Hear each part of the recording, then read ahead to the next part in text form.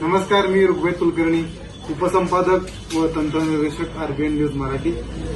सांगली जिल्हा परिषद निवडणूक 2026 रणधुमाळी चालू आहे. सध्या आपण मुचंडी जिल्हा परिषद गटामध्ये रमेश अण्णा देवर्षी, जे भारतीय जनता पार्टीचे अधिकृत उमेदवार आहेत, त्यांच्याशी आपण या ठिकाणी संपर्क साधणार आहोत. तर नमस्कार. नमस्ते. तुमचं आणि तुमचं मित्र परिवारांचं मुचंडी गटामध्ये स्वागत करतो.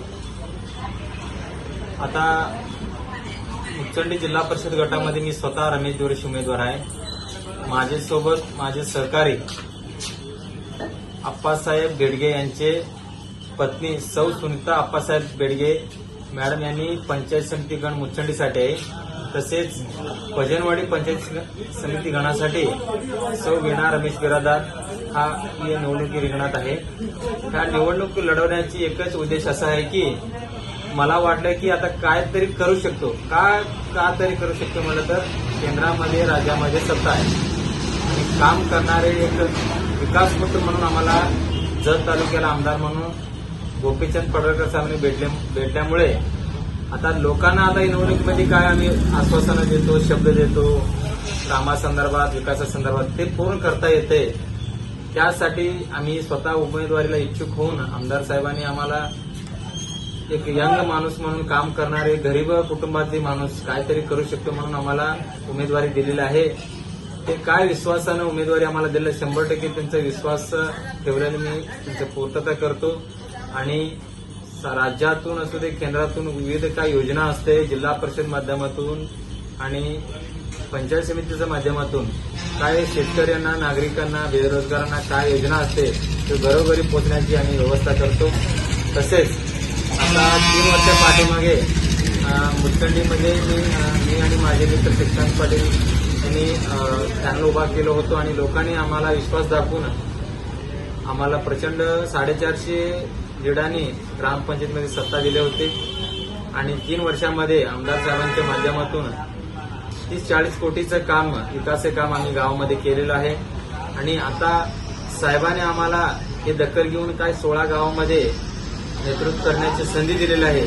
100% आता काय आम्ही मुचंडी गावामध्ये करतोय ते 16 गावामध्ये मी 100% करणार म्हणून लोकांचे, शेतकऱ्यांचे काय अडचणी असेल 100% 1% न चुकता 100% काम करतो म्हणून मी लोकांना सांगू इच्छितो. आणि लोकांना विनंतीपूर्वक मी विनंती करतो की येणाऱ्या 7 तारखेला मला आणि माझ्या सोबत असलेले पंचायत समिती गणासाठी सौ सुनीता बेडगे मॅडम व सौ वीणा बिरादार मॅडम यांना दोघांना आणि मला म्हणजे एक पंचायत गणासाठी 2 बटन असते, कमळाचे बटन 2 बटन दाबून आम्हाला प्रचंड मताधिक्याने निवडून आणावे. व आता आमच्या विरोधात काय माणसं आहे ते 20-30 वर्षापासून पंचायत समिती आणि जिल्हा परिषद सदस्य पद भोगले, सभापती भोगले, परंतु तळ्यागळ्यात त्यांनी निवडणुकीनंतर कधीही पोहोचला नाही आणि कुठल्याही गावात त्यांचं एक 10 लाखाचे सांगण्यासारखं एक काम पण केलं नाही. त्यासाठी लोकांनी आता ठरवलेलं आहे विकासपुत्र आणि भारतीय जनता पार्टी या माध्यमातून कोणी उमेदवारी असेल त्यांना प्रचंड मतदानांनी निवडून आणावे. जातपात न बघता विकासाचा मुद्दा घेऊन आणि युवकांचे पाठीमागे लोक मतदार आता उभा राहिलेले आहे. त्यासाठी ही वन साइड होण्याची शक्यता आहे, त्याच्यात डाऊट. आपण सध्या तुम्हाला काँग्रेसकडून रमेश पाटील, जे सध्याचे विद्यमान जिल्हा परिषद सदस्य आहेत, तर त्यांचं काय आव्हान तुमच्या समोर आहे? आता काय विद्यमान सदस्य काँग्रेसचेच होता आणि तो गौरगावबाई मॅडम म्हणून होते. त्यांनी काय एकदा निवडून आले, काँग्रेसमधून आले आणि रमेश पाटील पाठीमागचे 2012 ते 2017 मध्ये, 2002 ते 2007 मध्ये ते जिल्हा परिषद सदस्य होते. आणि त्यांनी आतापर्यंत कुठल्याही गावामध्ये सभापती, त्यांचं पत्नी पण त्यांनी पण सभापती होते, तरीही त्यांनी आता मुचंडी गटामध्ये काही करू शकलं नाही. आणि कधीही त्यांना लोकांना, गरीब लोक असू दे, लोकांची अडचण असू दे, नागरिकांच्या अडचण असू दे, मतदारांच्या अडचण असू दे, त्यांनी कधीही त्यांना गेलं नाही. लोक त्यांच्यावरून अपेक्षा पण ठेवले नाही. आता लोकांनी ठरवलेले आहे आता कामाची माणूस आणि विकासाची माणूस, विकासाचे पक्ष, ह्या मुद्द्यावरून आता लोक सगळी विज्ञ लोक उभा आहेत. आणि विकास करू शकते फक्त भारतीय जनता पार्टी आणि आमदार विकास पुत्र गोपीचंद पडळकर. आणि मी तर स्वतः 24 तास काम करतो लोकसेवा, म्हणजे घरी 2-3 तास रात्री आम्ही जेवतो, परंतु फोन आले की आम्ही उठून येतो. त्या माणसं आहे, त्यासाठी लोकांनी ठरवलेलं आहे.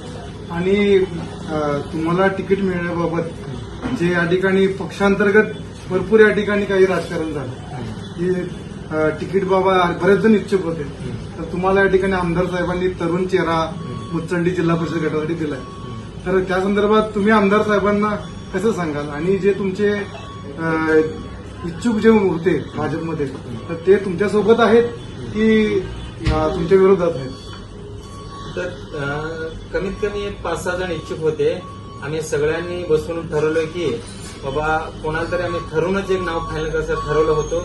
आणि ठरवल्या पण आता सगळ्यांनी काय म्हणलं, आता काम करणार तुला आता लय हौस आहे, त्यासाठी असं सगळ्यांचं मतानेच रमेश देवरशी फायनल झालं. माझ्यासोबत 2-3 जण अर्ज भरलं होतं, तरी परत आम्ही अर्ज माघारी घेतल्या दिवशी बसलो आणि बसून सगळ्यांचे सहमताने सहकुशीने ठरवलं की रमेश देवरेचं नाव फायनल करू असं ठरवलंय. सगळ्यांचं म्हणणं ऐकून सगळ्यांना सोबत घेऊनच माझी उमेदवारी फायनल झालेली आहे आणि त्यांनी आमच्यासोबत आता सरकारला पण आहे. निवडून आल्यानंतर पहिल्या 100 दिवसाचं विजन काय असेल, म्हणजे पहिल्या 100 दिवसात हे मी काम करेनच असं काय विश्वास जनतेला द्याल?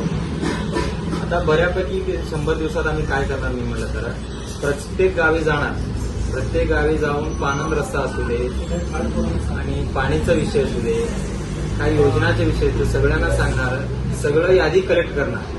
आनंद रस्ता आहे. आता पाणीचा विषय काय झाला आहे, विस्तारित म्हैसाळ योजनेचं पाणी आमदार साहेबांनी सांगितलं डिसेंबरमध्ये पोहोचणार आहे, त्याच्यात काही वाद नाही. आणि आता 90% काम पण विस्तारित म्हैसाळ योजनेचं झाले. पाणी आणि रस्ता, शेत रस्ता एवढा विषय आहे. प्रत्येकी शेत रस्त्याची, पानंद रस्त्याची, त्याला ग्रामीण मार्गामध्ये कसं घेता येते, त्याला रोजगार हमीतून असू दे, कुठल्याही माध्यमातून असू दे, ते पहिला रस्त्याची मुद्दा घेऊन सगळे रस्त्याची काय विषय ते तोडगा काढणार.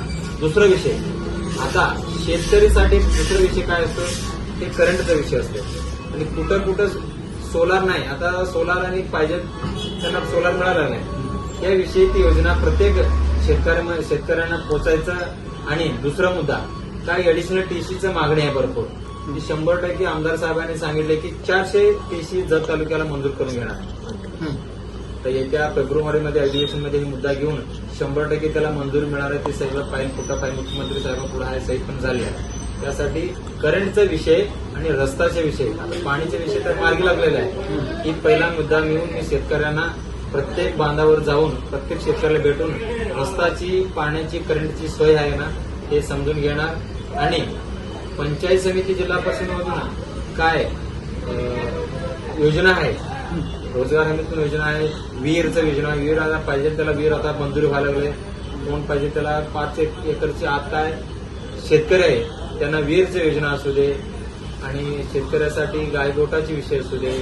आणि कुठं कुठं अजून आमचे नागरिक बंधूंना कुठं कुठं घर नाही, ते सगळं नोंदी करून येत्या 100 दिवसामध्ये एक आराखडा तयार करणार. आणि 100 दिवस संपल्यावर येत्या 2-3 महिन्यामध्ये सगळं काम मार्गी लावून सगळ्यांना काय मागणी आहे ते पूर्तता करून म्हणून सगळ्यांना. आणि खरंच मी मतदारांना शब्द देतो की तुमचं काम ह्या हिशोबानं ह्या रीतीने मार्ग. मुचंडी जिल्हा परिषद गटात अनेक मोठमोठे देवस्थान आहेत, ज्याला तीर्थक्षेत्राचा दर्जा या ठिकाणी देण्याच्या संदर्भात आता आमदार साहेबांनी जे काही हाती घेतलेत, तर त्याच पद्धतीने आपल्या जिल्हा परिषद गटामध्ये जसं की आता मुचंडीचा दर्याप्पा आहे किंवा सुरडीचं दत्त मंदिर आहे, अशा अनेक जे मंदिर आहेत, तर त्या संदर्भात तुमचे काय उपाय असतील योजना? की मी मुचंडी गावाचे नेतृत्व करत असताना मला कळलं की देवस्थानची विकास कसं होऊ शकतो आणि त्याला कसली पद्धतीमध्ये निधी आणू शकतो. हा मुद्दा घेऊनच मी स्वतः मुचंडीचं सर्वांची नेतृत्व करत असताना इथं 2 मोठी देवस्थान, दरेश्वर आणि रामेश्वर, ते मोठी मंदिर असल्यामुळे तिथं सुशोभित करण्यासाठी मोठी निधी आणण्यासाठी मी पाठपुरावा केलो. आमदार साहेबांनी त्याला साथ दिला आणि 2 जत तालुक्यामध्ये आता 9 ठिकाणी तीर्थक्षेत्र ब मध्ये समावेश आहे.